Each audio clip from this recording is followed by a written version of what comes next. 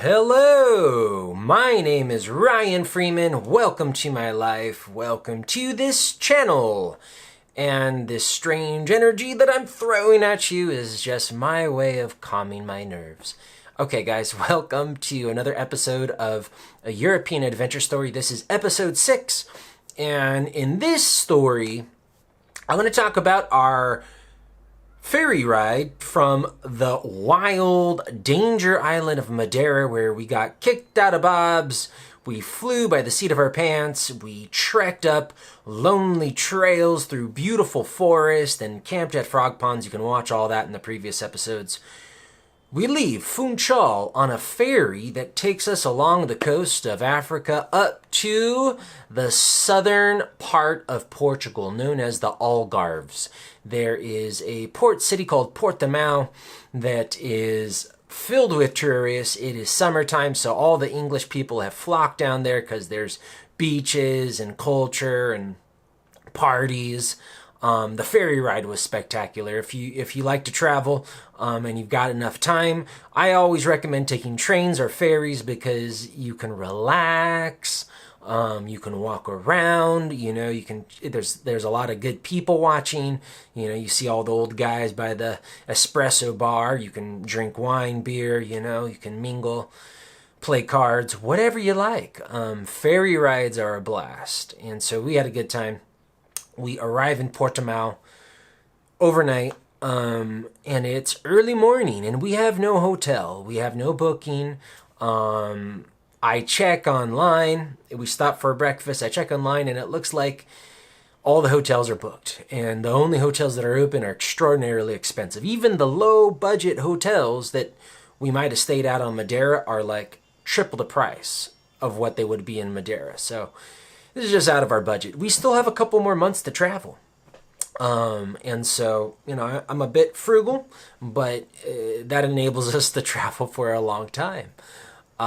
So there was one camp spot that was in the vicinity of the city. It was a little trek out, about 5 miles, across a bridge, along the waterway, winding through a town,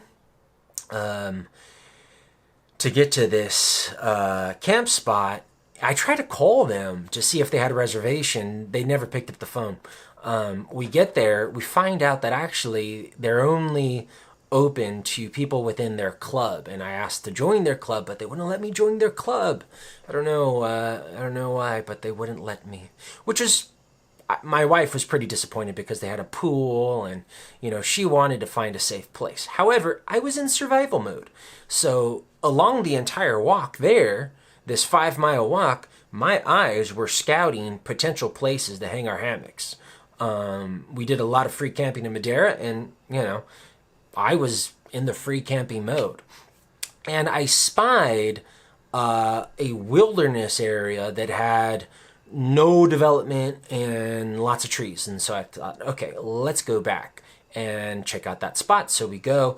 My wife watches the bags. I go on a scouting mission. I'm going through brambles and bushes and ducking under trees and hiking through this sort of deserty condition. There's no one there. And I find a spot right up on top of a hill. There once was a house. There's this old ruin. One of the cool things about traveling around, and I saw this both on Madeira and Portugal, that I never see in America, at least not in California, where all the construction is relatively new. Some houses have dilapidated into ruins, like stone ruins. And probably if you're from that part of Europe, that just seems normal. It might look like a trash heap, but for me, it reminds me of my adventures in Dungeons and Dragons, these sort of stone ruins. Got to use a little imagination, right?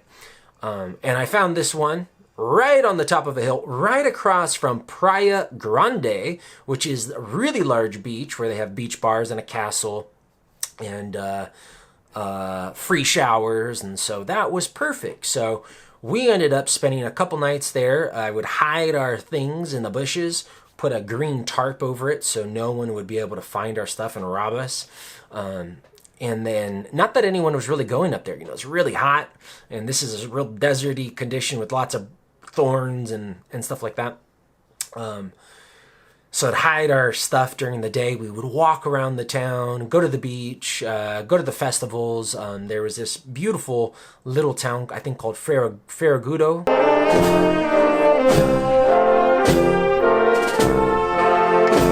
Something like that. Filled with tourists, but really quaint, right across the waterway from Portimao. We would go to Portimao, the city. We would go to a shopping mall if we were interested in that. We just followed our instincts. Now, because we were camping illegally on the top of this hill by these ruins, we didn't really have a hotel room to relax at. So we were always outside. We're either at the beach, at the park, or wandering around, or at a cafe. And we had a wonderful time, met some people, had some good conversations. And the cool thing about camping for free, black camping, there's a lot of different names for it, is that because you save so much money, because you're not paying for a hotel, you have that much more money to spend. So it's a lot easier, especially if you're on a budget, to go to cafes and splurge a little bit. So we had a wonderful time, had a free shower so we weren't dirty or anything like that. And at night we would go up to our secret spot and then hang our hammocks, enjoy the most beautiful view. And this was actually something kind of funny because we probably had a better view from our free camp spot than we could have even paid for at a hotel, because we were at the top of a hill. It was just gorgeous. It was romantic. We had stars at night. And, of course, it's a little scary when you first start to do that. But, you get tougher, your senses come alive, and you feel things out. And anyways, travel is a gamble. Life is a gamble. Just stepping out of your door. And death is going to take us all. So why not take a risk and enjoy life? That's my thought. That's my philosophy. And my wife enjoyed it. But something happened on the third day. So we were getting happier and happier and more satisfied with our camp spot as the days progressed. But on the third night, just as we were hanging up our hammock, a loud, booming voice said, "Welcome to my land." I can't even do it justice. It was deep and resonating because a large 6'7", 350-pound English giant grumbles on over to us. I mean, I'm not exaggerating. I mean, this guy was a giant. He was the biggest guy I saw on the entire trip. He was massive. And not only was he massive, he owned, as he explained to us, he owned the entire hills. Not only the hills we were on, but the hills we could see. He was a rich British guy who was developing hotels. He owned this part of this land, and apparently one of his friends saw us and called him, so he came over to kick us out. Now, he was very understanding. He was sympathetic somewhat, but he did give us the big boot because, as he said, he couldn't risk, just in case we might start a fire, because I guess some vagrants started a fire on his land before. So it was really unfortunate and turned our spirits down because, it was sunset. So I wouldn't really have any daylight to find a new camp spot. And that was pretty much the only place that I knew. So we didn't really have a backup plan. And this is part of the risk that you take when you camp illegally. And obviously, it could have been a lot worse, right? He could have came up with a rifle, get off my land. In any case, we complied, packed up our stuff, and started walking. And the weight on my shoulders of taking care of my wife and making sure we're able to pass this night gets on my shoulders, right? I'm leading this expedition. Now we've gotten kicked out. I thought, let's just go to the beach. So we went to Praia Grande. I laid out a tarp right on the sand with a dune covering us from view right next to a castle. And we just slept, listening to the waves, watching the stars, and some party boats that cruised by. There was music on the other side. So it wasn't the quietest sleep, but it was pretty cool. And I remember I went from really downcast spirits, because I felt like I was letting my wife down, by perhaps irresponsibly choosing that side or not being as cautious as I could have. But then I felt wonderful because actually sleeping on the beach was really cool. I really enjoyed that. I woke up in the middle of the night and just see the lights. It was beautiful. But of course, like a lot of things in this trip, because I haven't done all of the planning, because I'm not being extraordinarily careful, we're running into these little adventures that sometimes seem scary, but always end up having this silver lining, and that was the overall theme for our trip. So after that, I think, okay, let's treat my wife to some hotels, right? So we take a train from Portimao, we go up to Lisboa, Lisbon. We had a good time in Lisbon. We stayed at two different places. First, we stayed at a really sort of rundown area in the downtown. It was dirty, man. There was dust balls everywhere. Bed was like broken. Maybe we broke the bed. I don't know. There's like the bathroom was, the bathtub was antique and cracked. I mean, it was a place that you would never have your mom stay there, something like that. But funnily enough, the woman who ran it had a lot of character. She was so friendly, so vivacious, and my wife didn't like all the dirt. Didn't like this messy hotel, so we went to a much cleaner hotel. I think it was a youth hostel, and that was very clean. But they were very strict, and they wanted to hold on to our passports and hold on to our keys and always checking on us. And I just find, this is a little side note on life, is that sort of like the more high order you go to, like the cleaner, the more rules, the more strict, and sort of the less fun. Whereas you go to sort of a place that's a little more chaotic, there's a lot more fun, a lot more free flowing of emotions. And just as a little side story, I used to do laser shows up and down the west coast of California, and I would go into schools that were rich and in Silicon Valley, and the kids would walk in a straight line and listen to their teacher, but they didn't have this joy. When I would go to the poor schools, I would see these kids. Of course, sometimes you would see traumatized kids at these poor schools, but you would see a lot of emotion and genuine laughing, and you just would feel a little bit more life at these poor schools than you would the rich schools.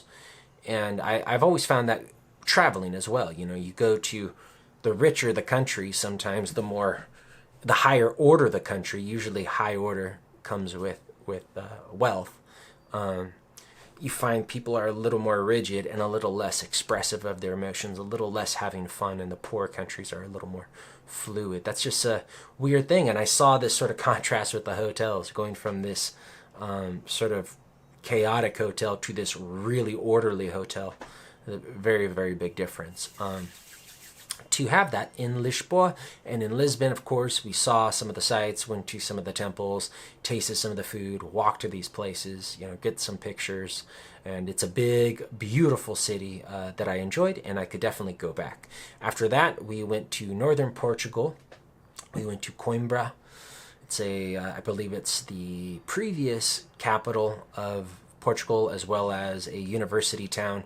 Had a great discussion with a guy at a bookstore, where my wife picked up a Harry Potter book. She was jealous of me always reading. I was reading a lot, and I'd probably do an episode on the books that I brought, because they were a big part of this trip. So I had this discussion with this guy, and he told us that we should visit Braga, which is a very religious city, and then it's really hot, and then I was asking him about camping and where was the best nature, where was the most beautiful place to go for hammock camping, and he recommended Penedi Gerês National Park, which is right on the northern edge of Portugal. So that's what we did. We went up to Braga, had some nice times in Braga, picnicking. I think we watched a movie. Just a lot of this trip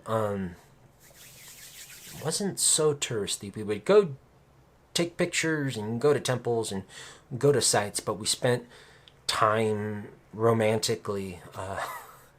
Don't want to be crass, but with bottles of wine and picnics and stuff like that. So very peaceful trip. Went up to Penedigaris. Didn't really, I sort of used Google and guessed how to get there, what buses to take, and had to talk to these bus drivers and go on their, the good faith that they would drop us off where we needed to go. Had to do a couple bus transfers, but eventually got to Penedigaris National Park. I felt so accomplished. I was feeling more confident as a traveler without knowing the language or having a plan, and being able to get where we wanted to go. And it was always very satisfying to do that. And didn't know really where's the best spot. I just knew on Google Maps there was a body of water, and let's go there. It's probably an interesting place to go. And so we found this gorgeous lake, and there, sure enough, I don't know the trails, but we found the trail to get to this little beach area where there was, a couple dozen locals and some tourists taking swims, having picnics. It was beautiful, and go in the water. And the water was probably the perfect temperature, the perfect swim. That's one of the things that really stuck out. Not only was it beautiful surroundings, Penedigaris National Park, the area that we were at, but the water was ideal for swimming. And I said, yeah. And I looked around. I didn't want to get kicked out by an English giant. And I saw this is a big national park. There's a lot of trees. There's a lot of coastline on these lakes. I'll go hike, find a spot that's isolated so we won't get kicked out. So left my wife at the little beach area where everyone's hanging out. I took a solo hike, found the spot, and then found an easier way. So I'm just no idea exactly where I'm at, just sort of keeping everything in my head.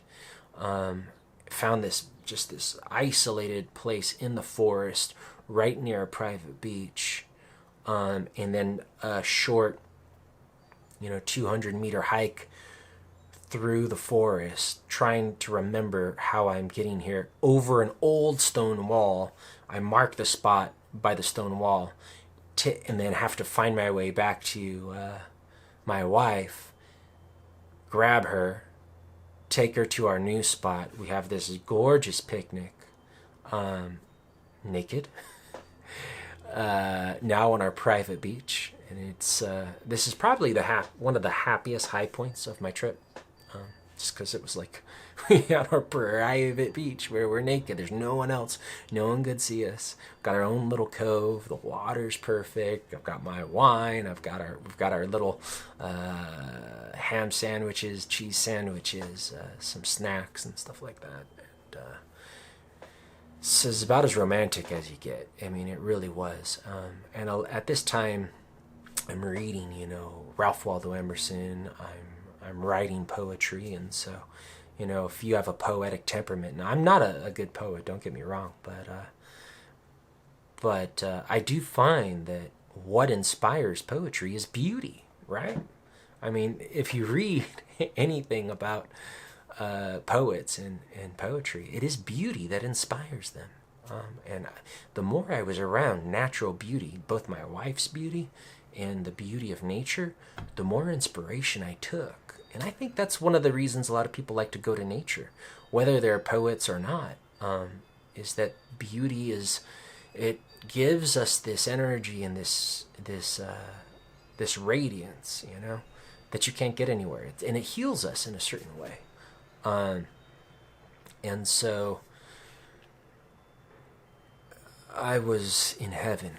But, you go up to heaven, and then you go down to, at 10:30 at night, my wife was using her headlamp to do cross stitch. She likes to make pictures. handmade pictures with thread and needles. She was in her hammock, and I made these hammocks badass. Like, hers was like 4 feet off the ground. Mine was 3 feet above hers, so I had to like be really careful to climb up it. Really well hidden. But she had this headlamp while she was doing the cross stitch. And apparently, I didn't know this, there's a volunteer ranger staff, or maybe they're not volunteers, I don't know. I got the feeling that they weren't exactly professionals, but very good at what they do. Because they saw her light, they found where we were. I mean, really on the edge of a slope, too. And they kicked us out. They were friendly about it, but they kicked us out. So 10:30 at night, 11 o'clock at night, in the dark, we get ejected from Paneti Gary's National Forest. So once again, my responsibility, right? I should have been smarter. You know, life is a learning process in jiu-jitsu. You try to get an arm bar, you don't get it. You realize, oh, I need to do this, I need to change this. You try it, it's still not perfect. You try to get until you get the perfect arm bar. That's just an analogy. With hammock camping, free camping, black camping, however you want to call it, illegal camping, it's like, okay, I realized I needed to stay out of view, but I didn't think about the light. It's just that didn't cross my mind. So I'm still a white belt at this. And we get ejected. And we're walking away from the park. And there was a campground, an official campground. And I go and ask if they have vacancy. They have vacancy. And we hang up our hammocks. We pay like 20-something euros a night. And it's way worse than where we were, obviously. You know, there's a bright light shining on us. There's bathrooms, there's noise. Not the place for inspiration if you're going to be a poet. And so for me, and I'm sure some of you will agree with me and some of you will disagree with me, we all have different places where we draw the line in the sand between civilization and nature. But I lament the fact that we can't so easily and freely sleep under the stars, or live sort of like our ancestors did, you know. Every year in my local hills, the rules become stricter and stricter and stricter and stricter. And civilization, I believe, is just a long train of taking us away from our nature towards perhaps something safer and more efficient and more economical, but at the same time sort of ripping out these inner joys that one receives when they're free with nature and their heart open and watching the beauty that is creation. But now, instead of this free campground, I have to pay money for a shitty campground. Oh no! Such is life in the modern world. And yeah, so after that, we decided Portugal is really great, but let's go to Spain, you know? And so we, the next day, took some buses to the northern border of Portugal, stayed at a kind of a sleazy hotel. Funny hotel. And all of these cheap hotels, I don't know, they all have a lot of character. I've mentioned this before. Sometimes you have a better experience at a cheap hotel, and I remember all of these fondly. I hope my wife does as well. And the next day, we decided to walk into Spain. So I'm going to stop this episode right now. And in the next episode, I will talk about walking into Spain and our Spanish life, which I really enjoyed. I love Portugal. Don't get me wrong. Love, love, love, love Portugal, especially Madeira. But we just had a great time in Spain. So I will talk about that next episode. My name is Ryan Freeman. Thank you for watching, and I will see you soon.